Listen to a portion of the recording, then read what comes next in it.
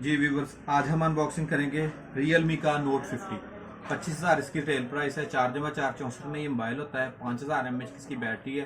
Type सी की इसकी charging है। 13 मेगापिक्सल इसका कैमरा है। ब्लैक और ब्लू दो कलरों में पाकिस्तान में ये अवेल है। ब्लू कलर का फोन है जिसकी हम अनबॉक्सिंग कर रहे हैं। मास्टर मोबाइल जोन गर्ल काले रोड डारावाला में हमारी शॉप है। तमाम कंपनीज के मोबाइल होलसेल रेट पे हमारे पास दस्तियाब होते हैं। ये हमारा फोन अनबॉक्स हो गया। ये चेक करें, बहुत ही खूबसूरत इसका डिजाइन है।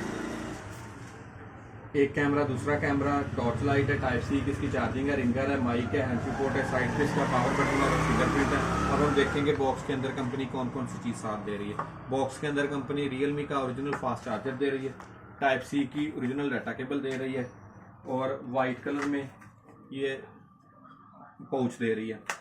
मास्टर मोबाइल जोन गर्ल काले रोड डारावाला। अगर हमारी वीडियो पसंद आए तो हमारे चैनल को सब्सक्राइब करें और बेल आइकॉन बटन जरूर दबाएं। ये हमारे बहुत ही प्यारे दोस्त हैं, इन्होंने ये सेट परचेज किया। चेक करो भाई कैसा लगा।